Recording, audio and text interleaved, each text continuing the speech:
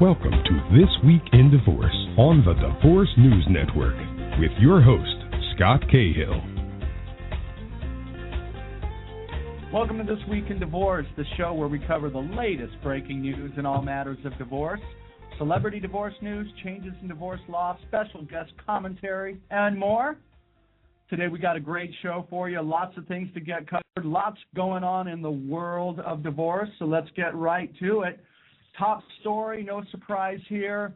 Once again, when we talk about divorce and celebrity divorce, of course, the first thing on everybody's mind, what else could it be but Tom Cruise and Katy Holmes?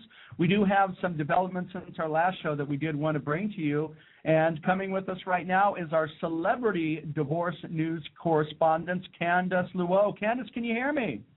Hi, Scott. I can hear you perfectly. Fantastic. How are you doing today? Great. Well, the long, protracted divorce trial and court battle that we anticipated doesn't look like it's going to happen. Go ahead and give us the latest. What's the latest happenings in the world of Tom Cruise's divorce? So in the world of the Tomcat divorce, it's officially been settled, and the divorce settlement was reached within 11 days, and that's actually a lot shorter than what we predicted, Scott. We predicted, almost a year, or we could even see it being the longest celebrity battle. But it's actually one of probably the shortest celebrity battles. Within 11 days, they were able to reach a divorce settlement, and it was pretty obvious that Katy got what she wanted, which was primary custody of Surrey, because it happened so fast, and that was the only thing she wanted. So we do know that the divorce settlement has Katy as the primary custody, and Tom Cruise does have very, very generous visiting rights. And it's reported that because Katy Holmes did sign a prenup, she does not get any money from Tom Cruise. However, Tom Cruise will be paying for child support, and it's been reported that Surrey will get almost $10 million worth in child support. Wow, that's definitely a lot of money. And as you just said, when we did our last show, we anticipated that had this gone to court, it, without question, probably would have been the longest, most drawn-out divorce battle maybe in the history of the United States. Now, Candace, we're hearing some rumblings that a lot of the settlements came forth from some of Tom's people not wanting, maybe feeling that if it went into a court case that his being a Scientologist and whatnot might have brought out some things that the church maybe didn't want out, or maybe would reveal too much information that might have been damaging to his career. Did you have some additional information regarding that? Yeah, I actually do. It has been reported that because Scientology has suffered so much in its reputation with this huge celebrity divorce, that Scientology is looking for a way out to, recover their reputation and pick their pieces up. So there has been rumors that Tom Cruise is going to choose a Scientologist next to maybe marry or hopefully at least date. And there have been speculations that he will choose Yolanda Pecoraro to date as his next love interest. And what's really special about her is she is a devout Scientology member. She's known as a Scientology princess, and she's been training in the church since she was really young. So everyone is predicting that the two will actually end up getting married and having children. So, we never know what will happen. And Scott, we were talking about how there was a whole 33-year-old curse between all of Tom Cruise's ex-wives.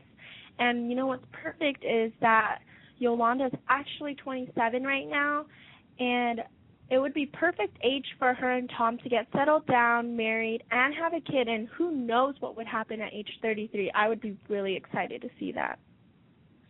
Yeah, it would be so funny, and maybe funny is not the right word, but it would definitely be ironic if that does come to pass, where he does get married and then divorced once again at age 33. That would be 4 wives in a row, 4 for 4 when divorcing at age 33. And I think at that point we could probably just rest assured there'd be no more speculation as to the mystical number of 33, at least as it applies to Scientology circles.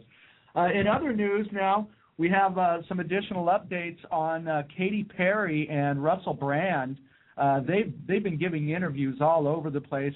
Most recently, Russell Brand went on to Howard Stern, and Katy Perry has been giving a lot of interviews. What is the update? Obviously, they've been divorced, but we're starting to get more and more information as to some of the reasons behind that. So what do you have on that angle?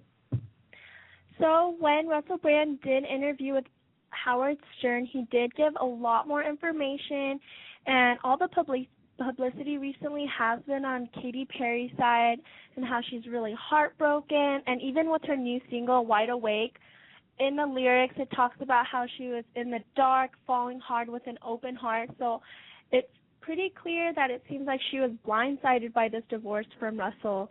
So it was really interesting to hear what Russell had to say when he did go on and talk to Howard Stern. And after a while, Howard did have to pry for details, but Russell actually concluded that, their long-distance relationship did really have a toll. He was really busy with his own things. Katy is being like a pop star sensation right now, expanding with everything. So long-distance relationship-wise, it had a huge toll on their relationship. And aside from that, Russell did hint at that, he wants to settle down, he wants a family, and Katy Perry feels like she's still a young girl and like she has so much to do, and she's still really ambitious with her career, that I feel like she just isn't ready to be a mom and give up her career yet. Wow. Now, before the show, me and you were talking a little bit, and you had said that they had no prenup, and if Russell Brand wanted to, he probably could have really made out pretty well had they gone the traditional divorce route and went to divorce court and whatnot. Can you go into that a little bit for us? Yeah, of course.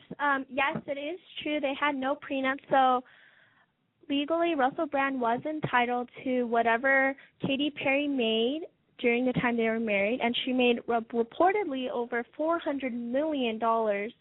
So he could have at least gotten half of that, but he ended up rejecting the divorce settlement offer and did not take any of her money because he said that he was really happy with his life and he didn't feel like taking money from a woman was right, and that he was just satisfied with moving on and going on to the next chapter of his life, which I thought was really gentlemanly of him. So that's really great for him and her. Absolutely. Definitely an honorable act from Russell Brand. That marriage alone is kind of funny because I could understand why the Tom Cruise, Katie Holmes divorce, makes headlines and whatnot. And she's so popular, obviously, in pop music circles. But Russell Brand, for all intents and purposes, he's nowhere near the star quality of a Tom Cruise or whatnot. And you could almost make the argument the best thing to happen to his career was marrying Katy Perry. Do you think that's pretty safe to say? Do you think that marrying Katy Perry definitely was without him marrying Katy Perry, would he be having his own talk show? And would we even know the name Russell Brand? That's actually a really good point to bring up. I think Katy Perry opened so many doors for Russell Brand. Bringing him into mainstream was probably one of the best things for his career, and now people know who he is, and he's distinguished himself as an individual. So who knows what his career will bring. Maybe he'll end up being one huge, big Howard Stern next or anything. I'd really like to see that. And it's also baffling that we're talking about now we're really utilizing Howard Stern to get legitimate sources of information about celebrity divorce. Thank you so much for all your information that you get for us here, and we'll talk to you next week, okay? Thanks so much, Scott. Thank you. Have a great day. Hey, we do want to take this moment in time right now to let you know DNN This Week in Divorce News is brought to you by MyDivorcePapers.com, your one-stop website to print and file all of your online divorce papers. Simply enter the information, print out your papers, file them at your local courthouse. It's literally that easy. Attorney-authored forms with a 100% money-back guarantee. Filing for divorce has never been so easy. That's MyDivorcePapers.com. Coming now from the world of politics, bombshell news here in California. California State Treasurer Bill Lockyer embroiled not only in a nasty divorce, but a sex scandal that's probably going to seal off his long, illustrious career in California politics. Joining us right now is our political correspondent, Lindsay Gonzalez. Lindsay, can you hear me? Yes, Scott, I can hear you perfect. Oh, fantastic. Nice to hear from you again, Lindsay.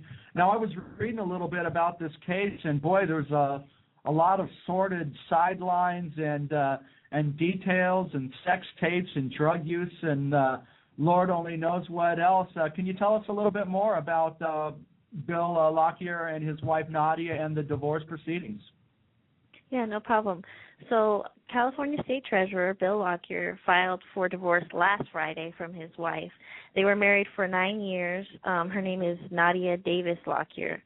And in the filing, Bill is asking Nadia to pay for his court and attorney fees, and he's reserving the right to demand alimony from her, and is also asking for joint custody of the couple's 9-year-old son, Diego. Okay, well, the interesting thing is... I can tell you, let me interrupt you there, Lindsay, real quick.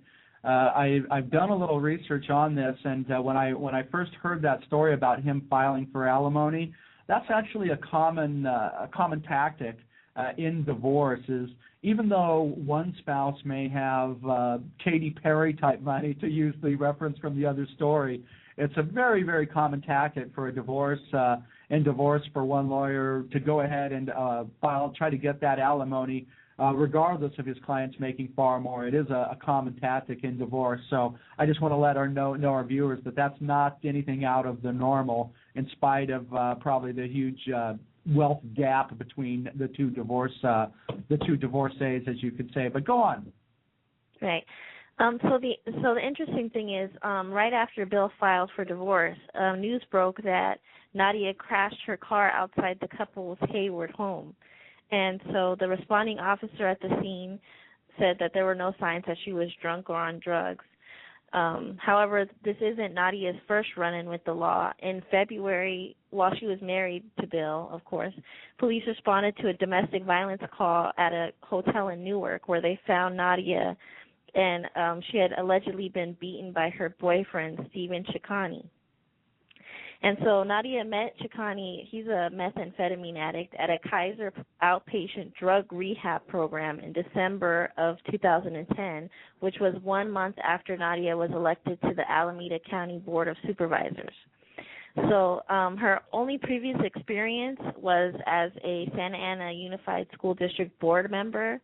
So Bill Lockyer had actually spent $1.6 million on her campaign to get her elected.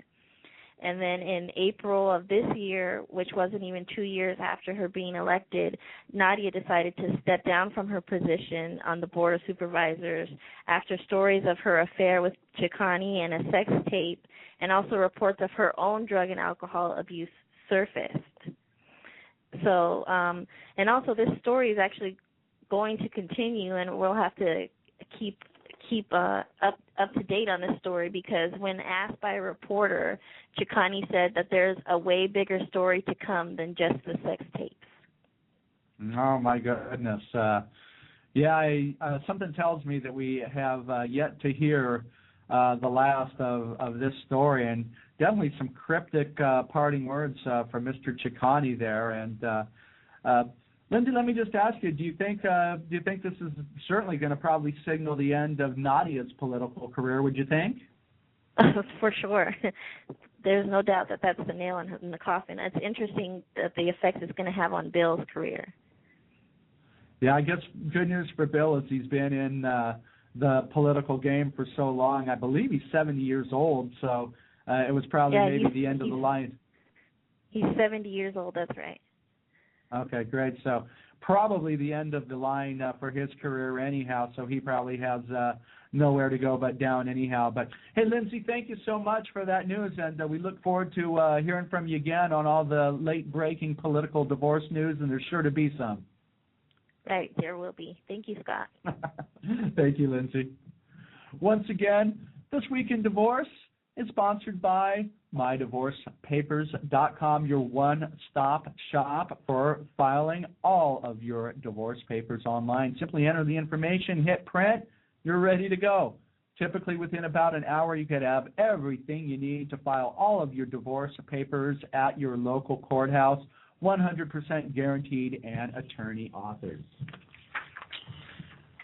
This week in divorce history, 1992 in July, Whitney Houston gets married to Bobby Brown. Of course, the couple's rocky relationship well documented on the reality TV show Being Bobby Brown, and sadly culminating in the tragic passing of Whitney Houston earlier this year due to drug and alcohol complications. So 20 years ago today, Whitney Houston marries Bobby Brown. And finally, we have some social media divorce news to cover. From the Daily Guardian comes a story that shows Facebook usage has now been cited in a third of all divorce cases, according to some lawyers. One group of lawyers had done some studies in divorce documents and have actually found the word Facebook in 1/3 of all court cases involving divorce.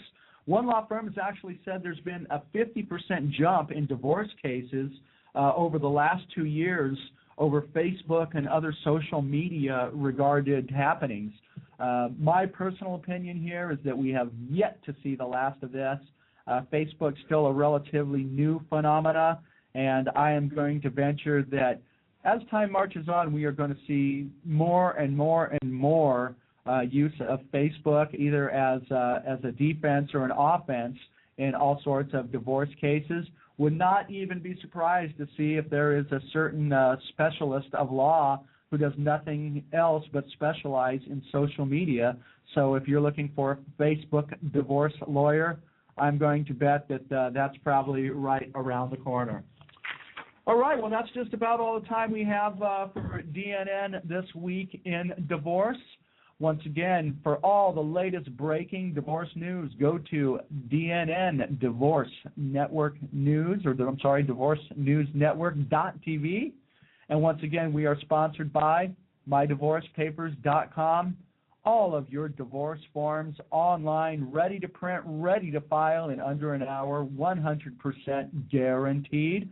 Once again, if you're looking to get an uncontested, amicable divorce, please visit MyDivorcePapers.com.